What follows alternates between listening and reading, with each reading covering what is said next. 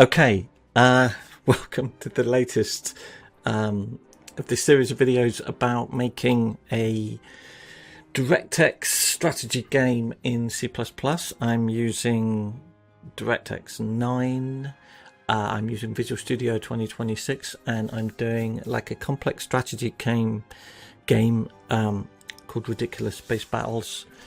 And quite a few people have said do one about profiling and optimization, which I used to like blog about a lot, and I talk about quite a bit on Blue Sky and stuff like that, and I sometimes share screenshots because I love the tools that do this stuff, and I think it's really interesting, and most people don't talk about them.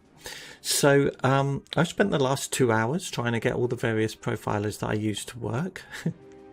They're very buggy and frustrating, but they're worth it. So I'm going to do an intro. I'm going to talk about the Visual Studio built-in profiler, which comes with it, which is free. I'm going to talk about the CPU and memory charts, heaped snapshots. I'm going to talk about the Concurrency Visualiser, which I think is pretty cool. I'm going to talk about something called AMD uProf, and then I'm going to talk about something called Pix, which is used just for DirectX, and really just for DirectX 9, I think. I mean, it's old, but it does some cool things. So it's probably going to take forever to make this video because I'm going to have to divide it into chunks. Otherwise, I'll just get frustrated and annoyed when things don't work. So quick intro. What is profiling? Why do we care?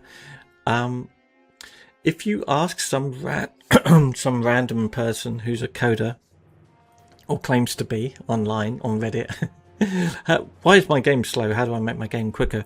You will get a lot of very generic advice, some of which might be quite helpful, might be accurate, but might not be.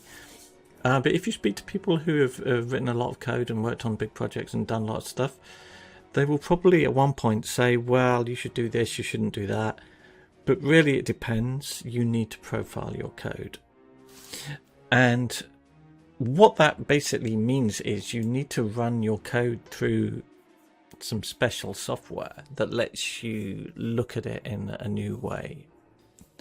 And that software is called a profiler. And they're very technical things, and there's various ways of doing it. There's a thing called instrumenting, and there's a thing just called sampling. But it doesn't matter. You don't really have to really get into that.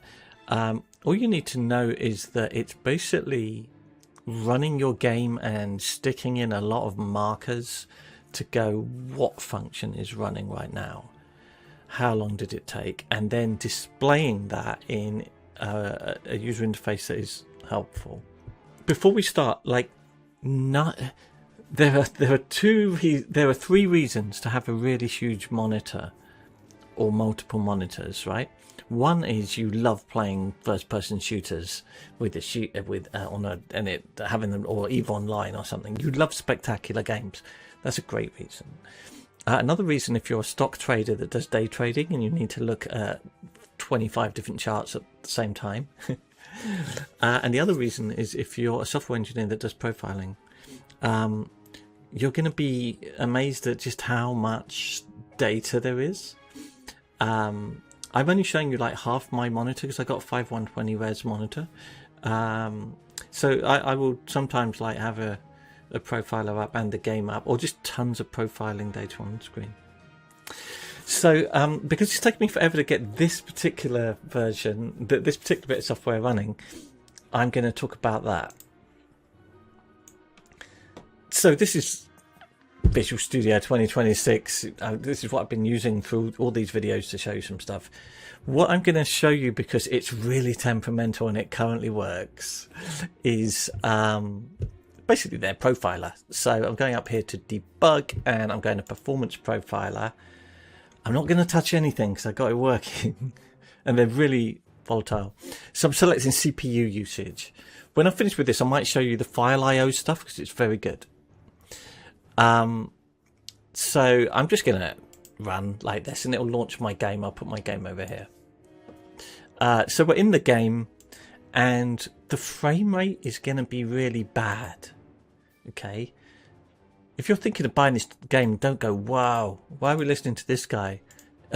His code runs really slowly. I'm just clicking stuff for, whatever. No, because we're profiling it, and depending what profiler you're using and the options you're using, the impact on the frame rate of your game could vary from negligible to catastrophic. I just moved the screen there, by the way. It didn't hang. Actually, it looks fine, doesn't it? So hopefully this is working properly, because it might not be profiling it, which would explain a lot of stuff. Let's jump around a little bit.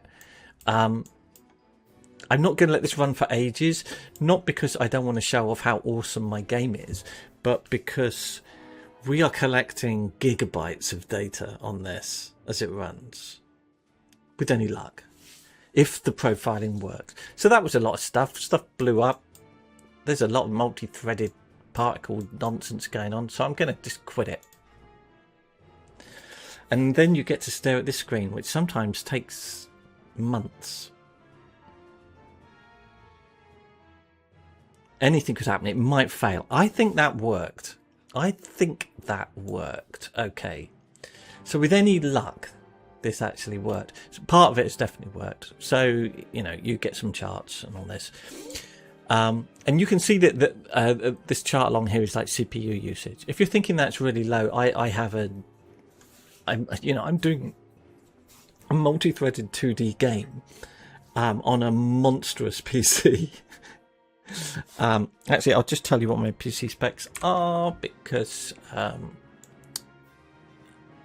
I don't actually know. I'm not a PC geek. This is a Ryzen 7 9800X3D with 32 gigabytes of RAM. It's running at 4.7 gigahertz. Anyway, it's a good PC. So it's not shocking to me that we're not really stressing stuff. Anyway, you might think, oh, this is interesting, but this is nonsense. What really matters is the open details thing, which hopefully will work.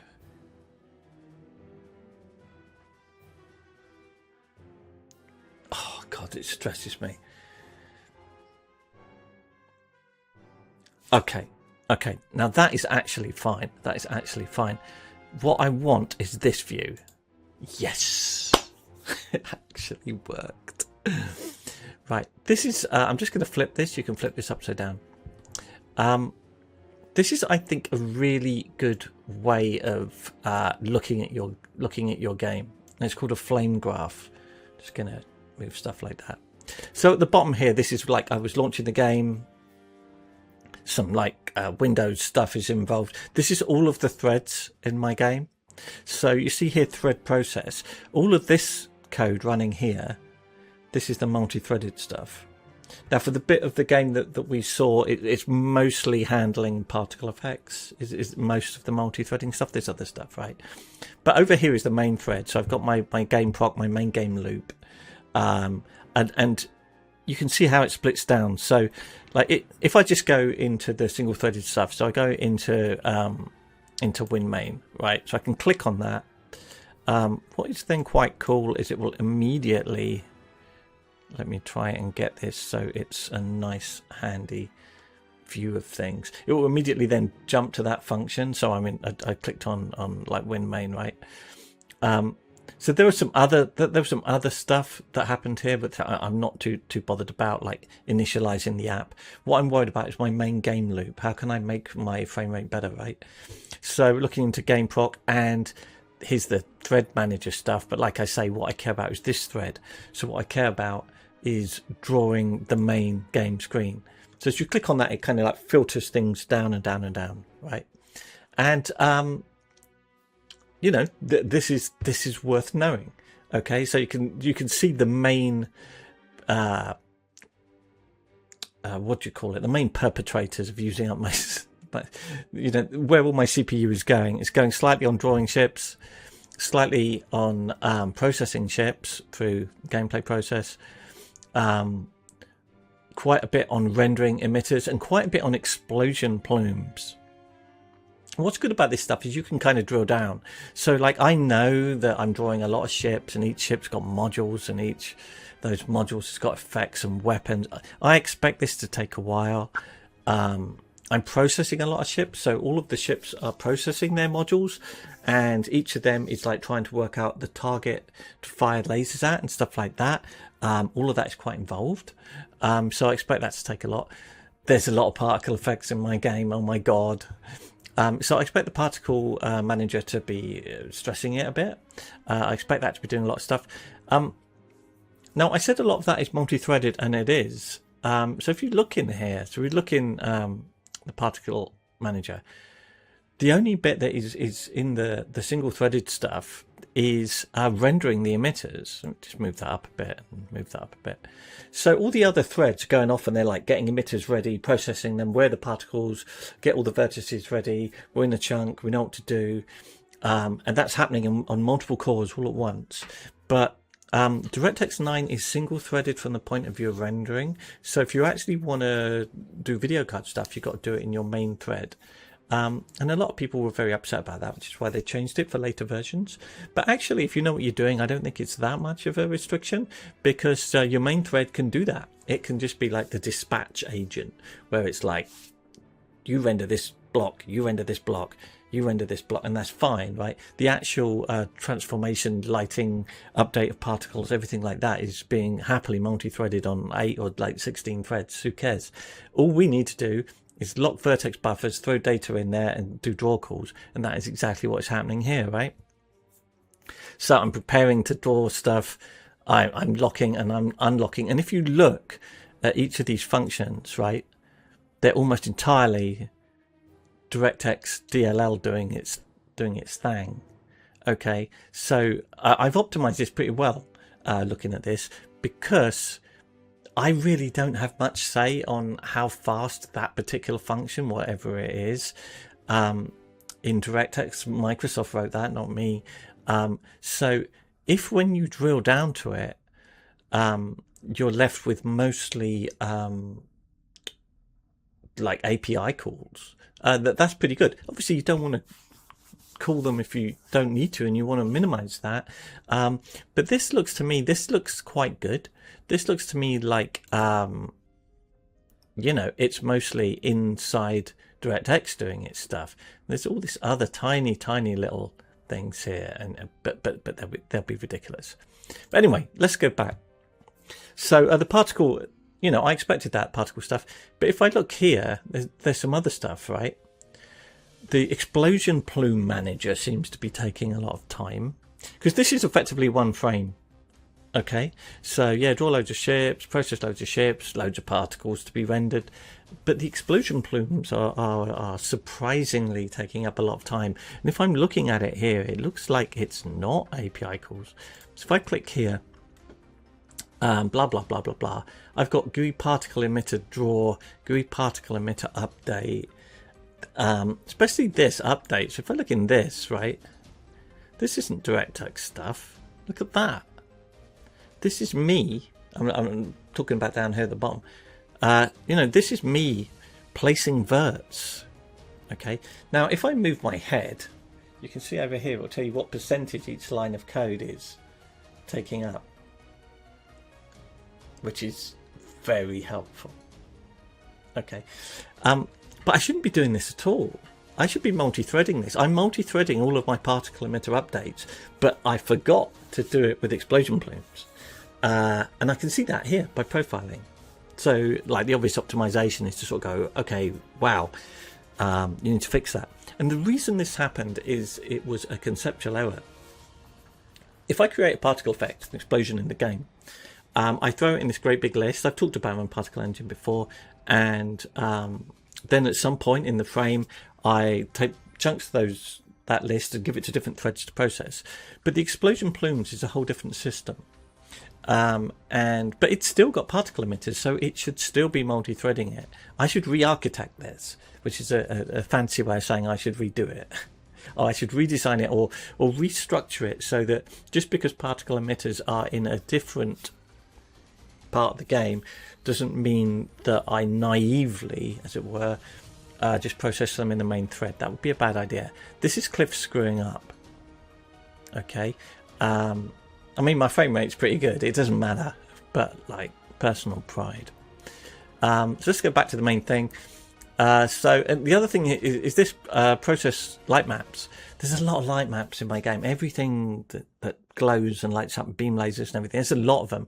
And if you look, I can drill down here and I can sort of see I've got a light map manager that does a lot of stuff. Some of the light maps are like block out shadows and stuff. Not really shadows, but sort of. So I can look here and see what's going on. And you can keep drilling down, right? So here we are in the light map manager, drawing the light maps for the beam laser. A lot of that is just adding an entry to the render manager. And if you think why, adding the entry is no big deal, because I can look down here, right, at the actual code. Again, I'll just fidget that. If I look down here, we're adding an entry. Okay, we're not doing a lot, and this is all pretty quick. But if you look here at the analyze, right, you can see almost all.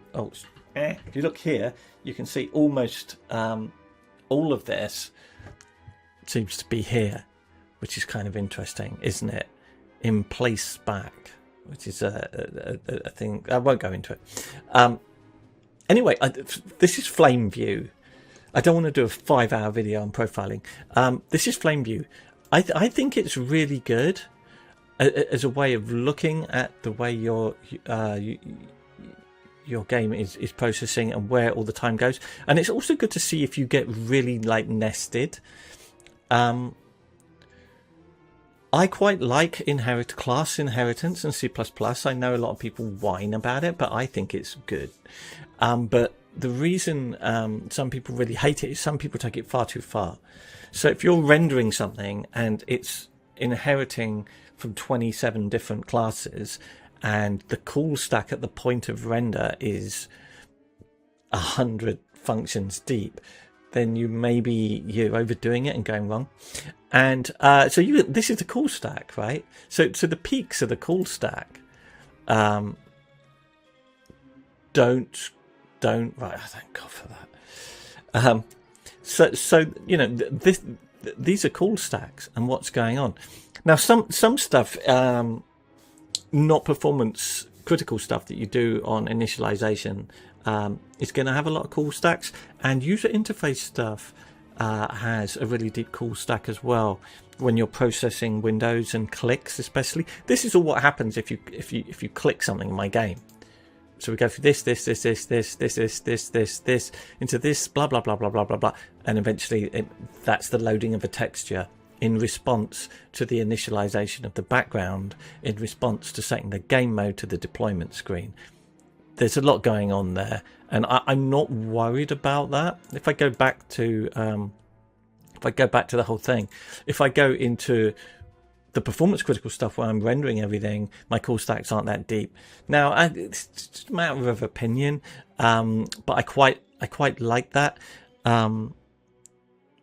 There is performance overhead. I mean, every time you call a function from a function, you're taking all the data you have here, sticking it somewhere because you've got to come back to it, and then starting in a new bit of code, and then you do that, and then you unwind that stack to get back to where you were, and the chip is doing that all the time.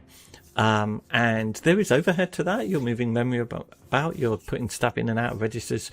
There's a lot going on. So don't go mad with call stacks on anything that you need to be performance critical, but you will find with UI stuff, it's fine. Anyway, that's the flame view. There's loads of other views. Here's another way of looking at it, right? Here's my game proc function, and apparently that's taking up 45% of the processing. The reason for that is we're using other threads. You would expect it to be 99%, but it doesn't matter, right? And this is quite good because here's a function game proc, and if we look here, it uses 45.11%. And almost all of it is calling another function. Okay, if you look here, it is actually quite simple. You can see down here that they've made it red to point out that pretty much everything goes through there. Yeah. So if I go into that, you can see a breakdown of all of the functions. This is another way of looking at exactly the same data. Okay, so rather than a flame view where we're going sort of up into the flames, we're just going to the right. So this is another way of looking at it. And if you look here, you can see that in GUI game draw, a lot of the code was other functions I call, but some of it is the function body. So that is stuff like setting concurrency markers and stuff like that. I'll talk about that in a minute. That's actual stuff I do in here, like an if statement and stuff like that, right? But most of it is obviously me calling other things. Okay, and we can jump into them, have a look at that, blah blah blah. And that was quite interesting. If we just go back to that, so that you can, these are all the different functions that call this. These are all the functions that are called by this, and this is called like caller callee. So with any particular function that you pick, you can see everything that calls that function and everything that is called by that function, and that can be quite helpful too, because sometimes some little things that you call everywhere add up. So I mean, yeah, I'm not going to find the source code for that, but this is like a trigonometry function. Okay, very low level, but I use a lot, and this is showing me like all of the various functions that called that, and that can be quite helpful, because sometimes you write these little helper functions and you use them everywhere without thinking about them, and then you realize that when you look at your game, where's all the processing gone? And the answer is square roots, and you think, well, that's great, but like where? So this is good. So you'd find that here, and then you'd look at the calling functions. There's another way of looking at that, I think. Yeah, not interested. Which is it this self CPU? Yeah, there's a lot of different options for this. Yeah. So you can see like here, like mem copy, right? I do a lot of copying of memory, and it's a big thing. That's the trig thing I was in earlier, and if you click on that, oh, this is cool. It's just showing you like the assembly version of it, but I can then jump into that in caller callee and see who was calling that function, and it's this stuff. And the size of this will show the proportion of, like, you know, who's doing it. I think it sounds about right. I don't know, actually. That looks wrong. Anyway, this is the Visual Studio Profiler. I've used a lot of them. I've used AQTime a lot. I've used VTune a lot. I'll show you some others in a minute. I think this is pretty good. It's bug ridden and crashes, and sometimes just doesn't show you stuff, but I'm going to close it all down, and I'm going to do something totally different. You can save all of this data and then look at it later and whatever. I'm going to do something totally different, and hopefully it will work over here. And I'm going to switch to debug build just for doing this. So I just need to recompile my game. Okay, so hopefully, yeah, okay, right. I've launched the game. What I'll do, I'll start. Yeah, what I'll do. Let's go into. Let's pretend we're going to fight a battle. So we're here at the moment. Okay, this is what's on screen. I'm going to move that. So over here, right. I've enabled memory snapshots. We got some nice graphs here showing how much RAM we're using over time and what the CPU is doing. But this isn't the cool bit. I'm going to take a snapshot of all of our memory at the moment. Now, I don't think that worked properly. I'm going to do another one. This is just typical. Okay, back in the game, I'm going to start a battle, which is quite a big deal in my game in terms of like code. We just loaded a lot of stuff, do some shooting of things, zap zap bang bang. So back over here, I'm going to take another snapshot. Okay, that's more like it. And then I am going to break into the debugger. Okay, so now what I can do, I can look at where all this memory came from. So I can look at all the memory we've got, or I can look at all of the memory that we got since the last snapshot. I don't think that one worked properly. Or I can just look at all of the memory in general. Okay, so if I do that, you get this, which is kind of cool. Again, I've got to move that over there. So if I look at count, you know, this is the thing that I've, whatever this is, it's some STL stuff, I think. This is the thing that I've allocated the most of. But I don't really care unless that number is insane. If that's like 1 million, I don't want to have done 1 million independent memory allocations. That would be really bad. But if I look here at how much memory I'm using, oh look, particles. Yeah, I mean, it would be, wouldn't it? It's my game. But it's quite interesting, you know, that the bullets are actually using, the late pulse lasers are actually using almost as much memory at that point as the particles. It was very early into the game and there weren't many particle effects. You know, beam drones, whatever. This stuff is kind of interesting, especially if you're sort of thinking, well, like, where were they? So this is like a two-dimensional vector class of mine. And I can look at the call, if I click one, I can look at the call stack. Where did that one come from? All the way back there. A lot of this is kind of nonsense. And then if I get to somewhere that makes sense for me, I can then jump to the code. And it was here. Kind of cool, I think, that you can do this. And worth knowing, especially if you have a massive memory leak. Generally speaking, don't have millions of allocations of 4 bytes because it's slow. There's overhead, right? Generally speaking, you should have design patterns where that you have like factories and things where. So, for example, I don't. Let me see if I can prove that. Yeah, okay, bullets, right? This is how to code. So it's Cliff, like he knows everything. This is how I code. So you've seen my game. There's a lot of lasers. I don't want to be going, oh, I'm shooting a laser. I guess I better allocate memory for that because it's constant. So why bother? So a very suspiciously round number of 10,000 is here. And that's because I'm allocating them in one go. I'm not allocating a bullet each frame. I've got a chunk of them and I'll come back to them.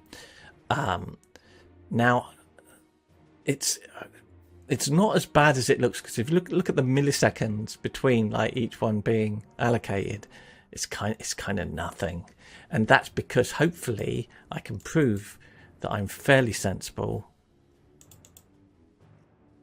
Where is the code? Oh, it's because it's actually static, isn't it? Yeah. So look, here it is. Sim bullet.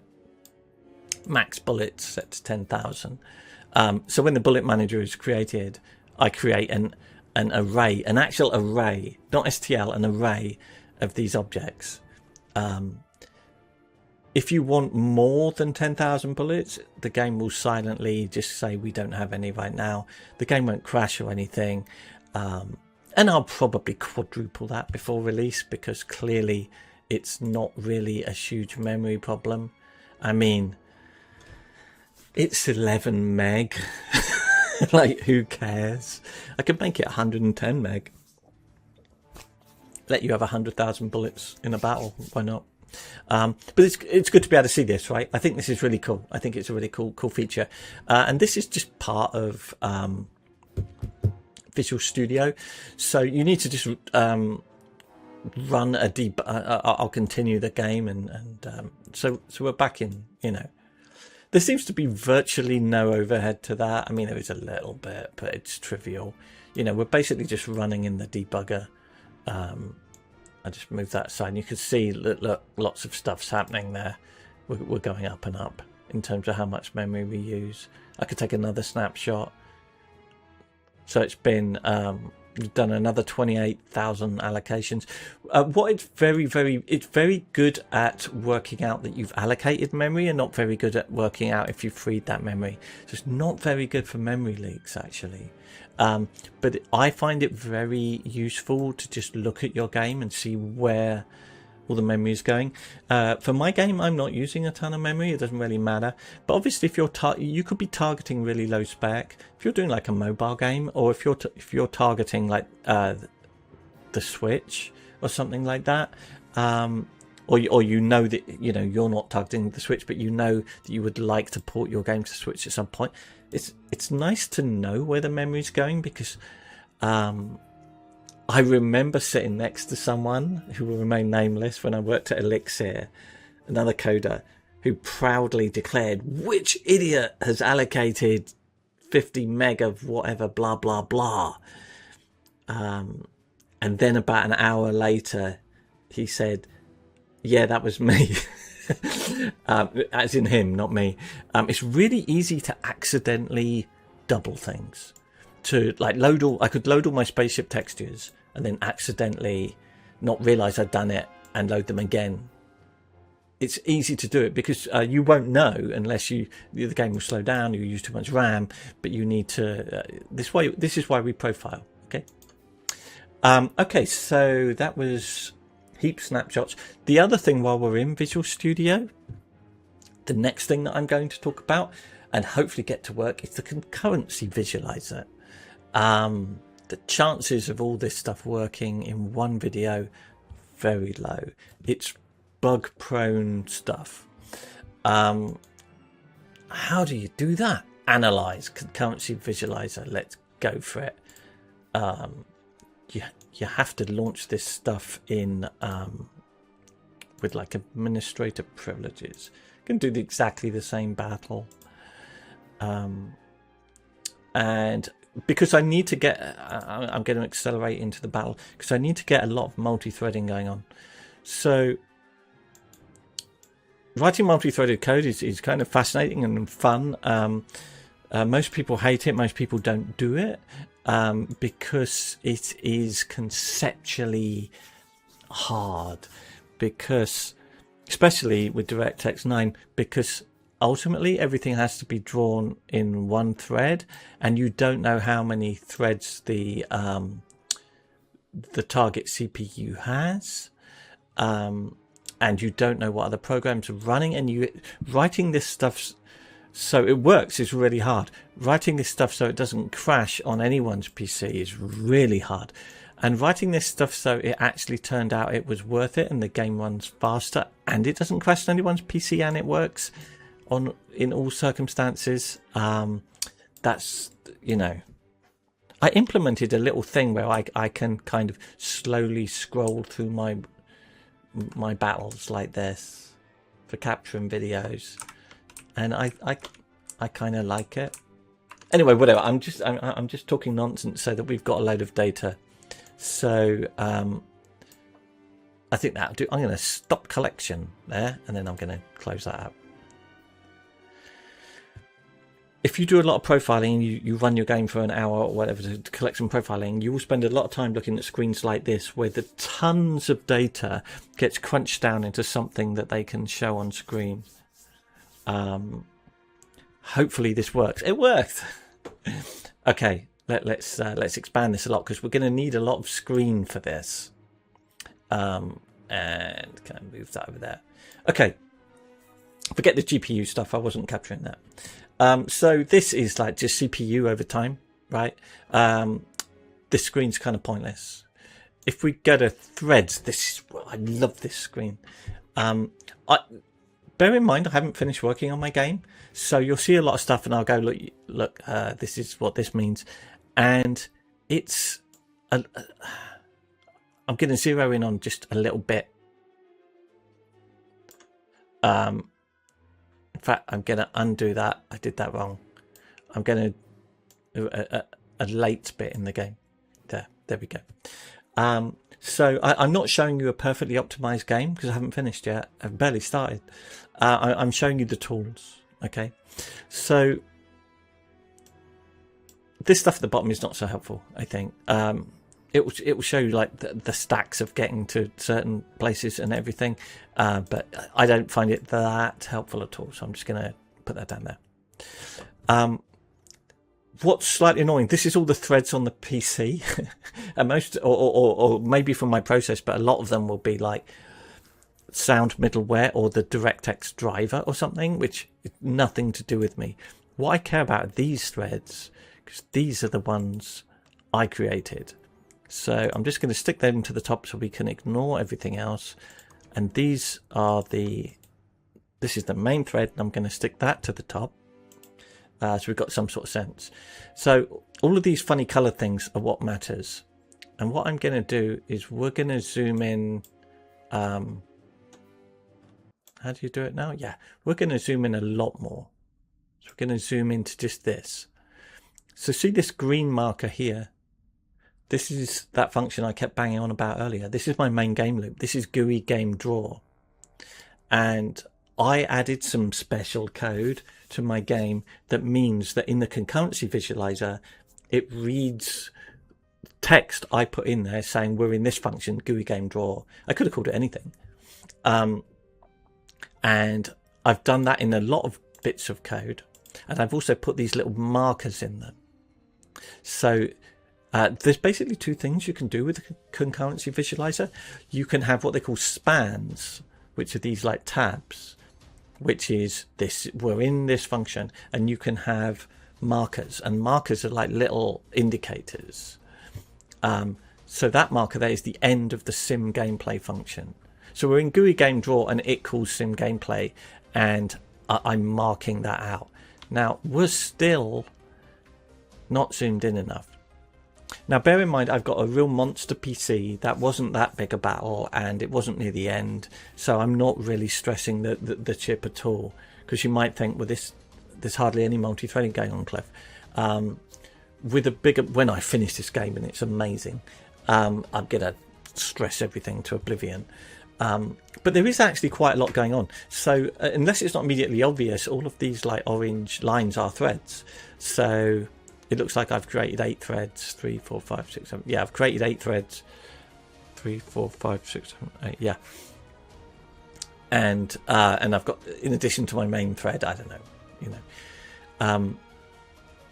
If at all possible, code your game so that it can support an arbitrary number of threads. Because the Directx will probably be in a thread, the sound engine will be in a thread, nothing to do with you unless you write your own. And even then it should be in another thread. And like the NVIDIA or AMD driver will be using a thread. Everything else on your PC will be using tons of other threads. So just because you've got an 8-core PC doesn't mean you have 8 threads. You might only have 5. It might be split, so you get 16 threads.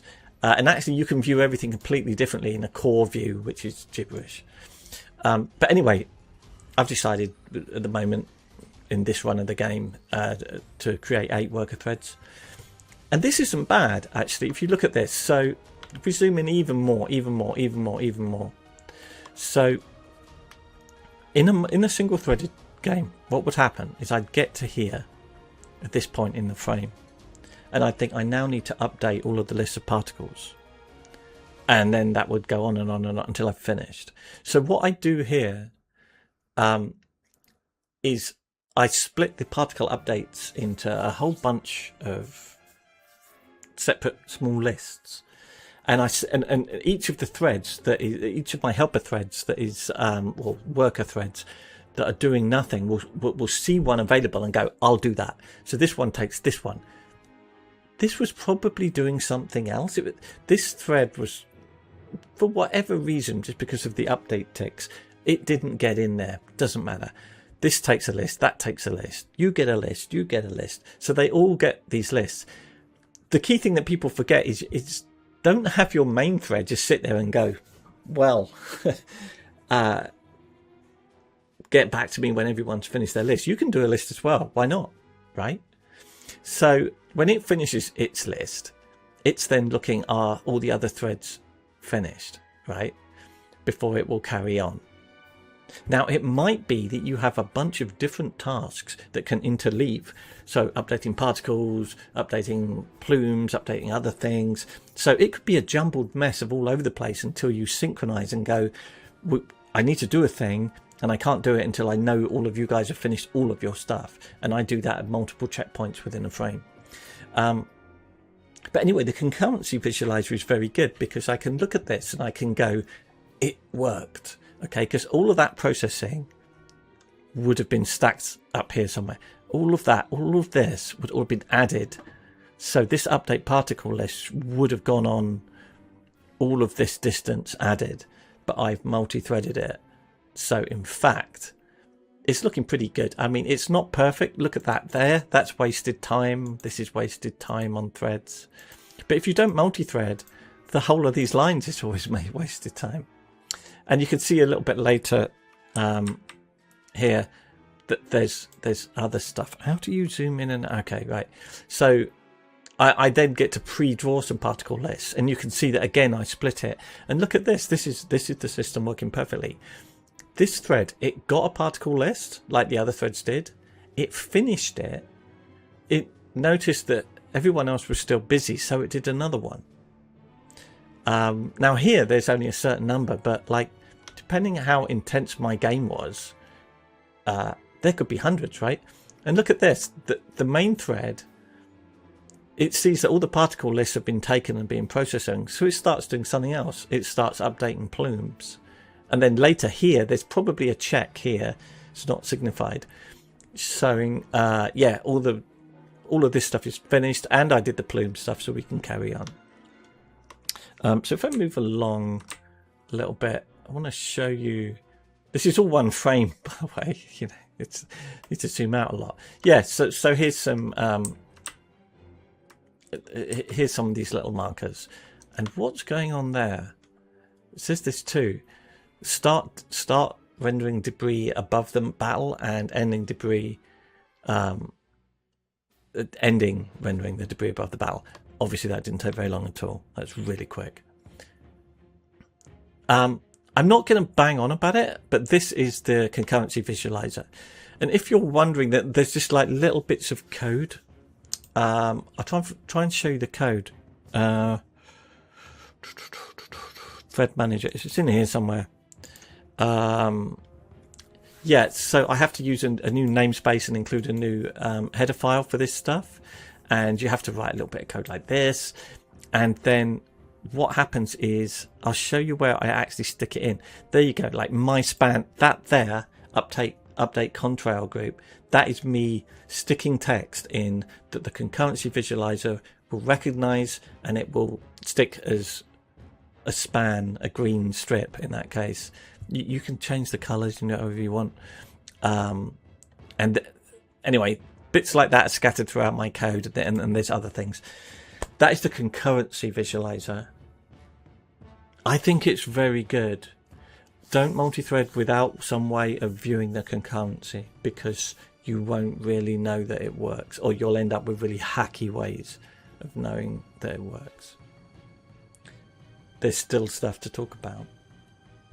Let's talk about the AMD uProf thing. But I tell you what, if it doesn't work, I'm not going to apologize for it, because it's a bit rubbish. Okay, this is free stuff. I have an AMD chip, so if I want to do fairly low-level-y stuff, I'll have to use this. If you have an Intel chip, you'd use VTune. VTune's pretty good. I have used VTune. They keep changing the user interface for it. I don't know why. So I had hellish problems trying to get this thing to work earlier. So and it's kind of rubbish. So okay, I'm going to profile my app. And there's a lot of stuff you can do here. Really low level stuff to do with chip timing and stuff like that. Okay. I don't know what most of it means. And it's very low. It's very low level. But I'm going to do the simplest thing, which is time-based sampling. And I'm just gonna, you can change like how deep a stack you collect and stuff like that. And you can limit the size of how many megabytes or, you know, gigabytes of data you collect and all the rest of it. I find this very buggy, but let's try it. Let's just do some stuff. Let's pick a different battle just for this sheer variety to prove that Cliff's actually got, you know, asteroids. Let's just generate some goings on. I think I've turned off the collecting of the sound effects from my game. Oh, we're in debug build. That's why you're getting this sort of stuff. That'll do. Who cares? Sometimes this crashes or collects nothing or just doesn't work. I don't know why. And what is annoying is when you're trying to debug stuff like this, you have to look at that screen for a long time each time you try something. So what is quite good about this is it will collect a lot of data at once, and you can go super low level if you want. So this is like, you know, how often I'm using certain numbers of threads. Ideally, this veers up to the right. This is not bad. Look, you know, there's time there where we are using 8 threads. Yeah, I mean, you know, it could be worse. If you just single thread your app, you'll notice that you still have like 2, 3, 4 threads, and that's because, like I say, it's collecting all of the data, all of the time that the driver was in another thread, but it's been called from your process and stuff like that. Anyway, just like the other thing, the Visual Studio thing, the default screen is kind of useless, and you have to click Analyze. I always sort of think, well, what do you expect me to? Of course I'm going to analyze. It's like when you load a game. It's one pet out. Sorry, you load a game like Battlefield 6, and it loads to the menu and plays you a video with a button saying start, and it's like, no, I'm just here to watch the video. Of course I want to start the game. And like the first electric cars, the first hybrid cars, they had a button to start. I'm in the driver's seat. You know, my car doesn't do that. It's just analyze. Yes, why not? Should we analyze? Anyway, yes, you get a nice chart, the CPU up here, and it's similar stuff, right? What's quite nice is you can include all of the kind of Microsoft Windows system stuff in there, or you can, I think like that RTC check thing will be one, and it will probably disappear if I exclude it. No, it didn't. Shows you what I know. It hides some stuff, whatever. I always look at things as percentages. I just think it's a lot more helpful. That's not CPU at the moment. That's thread concurrency. That's interesting. So that's CPU. Yeah. You can see as like when the battle is started, and you get debris and particle effects. That's when I'm doing a lot of multi-threading, and earlier on I'm not. But I'm doing a lot of CPU a lot of the time. Anyway, this is quite similar. You know, it's a lot like the Visual Studio thing. It will collect data in a slightly different way. So, yeah, I mean, there's a lot going on there. Some of these things I think are more helpful than others. What I have found about the flame graph in the UMD uProf is it always works. Which is pretty good. What is especially good is this is for all threads. If I go with my base thread, that's quite helpful. It excludes all the multi-threading, so I can see where my real bottleneck is, because I know my bottleneck isn't the threads, it's the main thread. Or I can pick a thread that I know. I won't pick that one because look at this. Let's just move that up a bit. Look at that. That's the NVIDIA driver. It's got its own thread and it's doing its own thing. So if I pick I pick one of my threads. There you can see it's all particles. But it's quite good. I'm not aware in Visual Studio of whether or not they have a way to get a flame graph of a specific thread. And this does, and that's good. And it does the cool graph stuff as well. If it takes too long, we'll just skip it. I find it funny that profiling tools are often slow. Oh, the irony. So it's similar stuff, basically. Thread concurrency chart, blah, blah, blah. That is AMD uProf. It's okay. If you can't get flame chart to work in Visual Studio, it's good for it. And it's good for per thread flame charts. there's one more tool I want to talk about, and it's really old school. There are other tools I can't use because I use DirectX, like NVIDIA Insight. It used to be amazing, but they basically threw it away, stopped you downloading the old one, and said you must use the new one, which only supports DirectX 11. Thanks, NVIDIA. Like, was the bandwidth too much for the old version? It's just gibberish. Anyway, whatever. Let's talk about Pix. Okay, this is it. It's awesome, isn't it? Yeah, one of the downsides of Pix, as you can see, is it's like from 20 years ago. Okay, but ridiculous space battles, is that the right path? I think it is. I want a single frame. There's a lot of stuff you can do with this. A single frame capture of Direct 3D whenever we press F12. That sounds cool. Let's do that. So hopefully this will work. Okay, now you can see here there's some like little stuff in the corner there showing what frame we're on. Whatever. Oh, we're in debug build. Doesn't matter. Doesn't matter. Let's pick a frame. Bit exciting, wasn't it? So it was F12, wasn't it? So we'll just get into a bit of a battle going on. Blah blah blah blah blah blah. Hopefully a ship will blow up. Speed ahead a bit. Get a decent amount of stuff going on.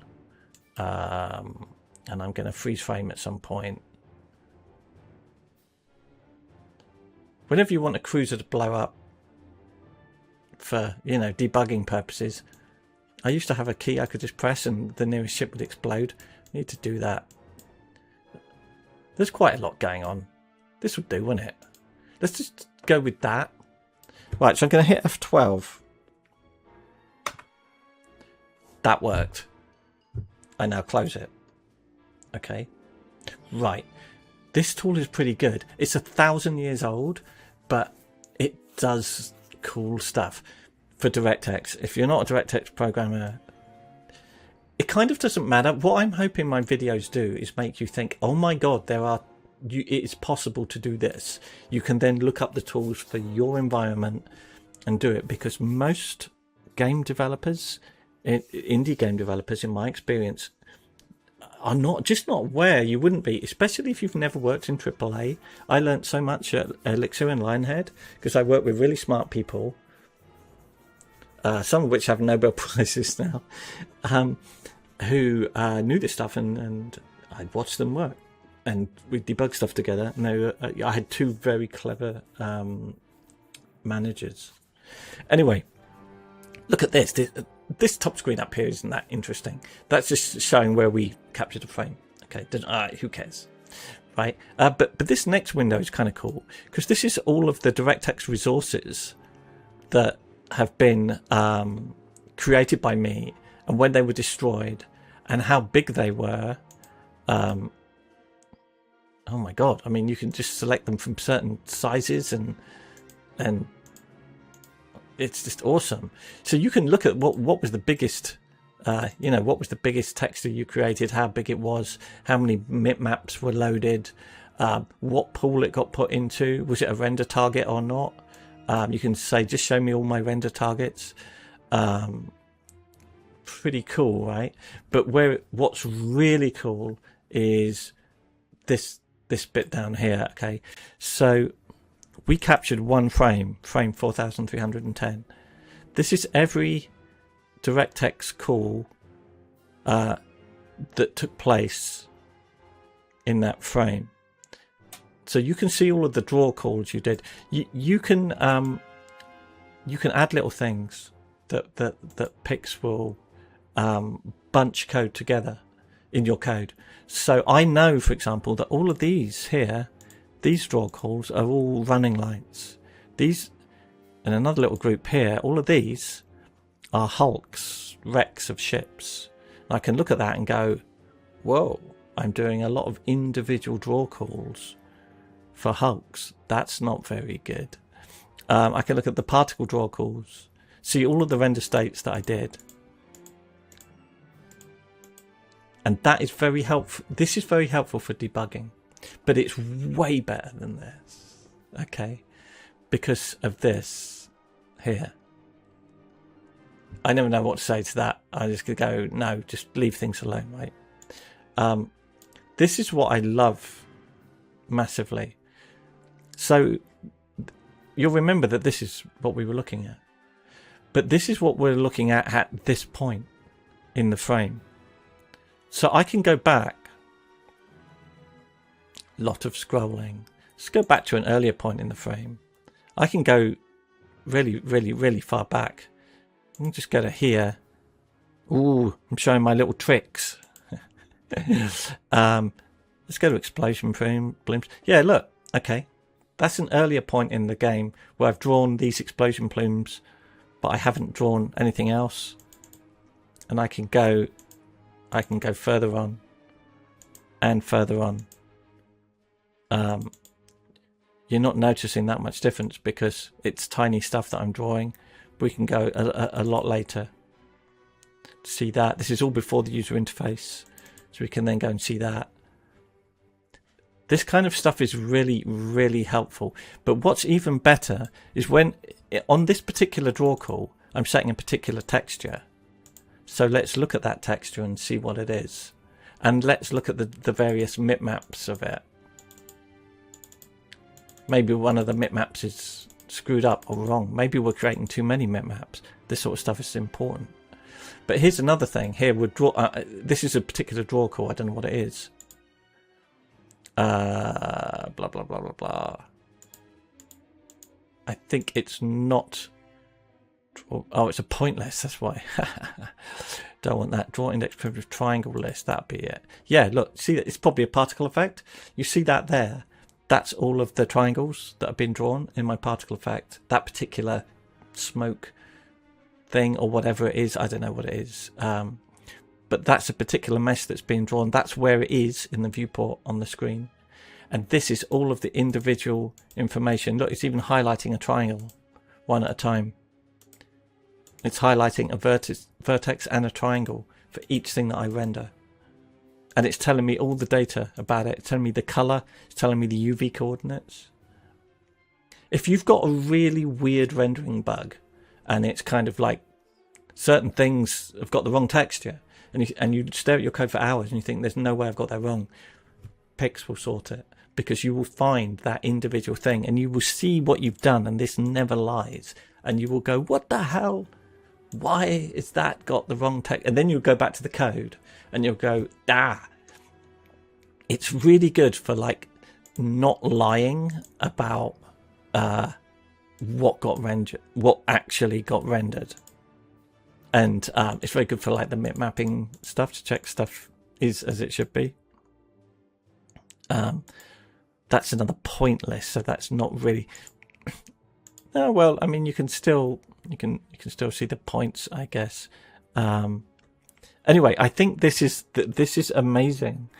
There are other profiling tools. NVIDIA's Insight does this, but with a time scrubber, which is great. I really need to stop talking now. Anyway, this is Pix. It's part. If you're thinking, how do I get it? It was just part of the Directx SDK.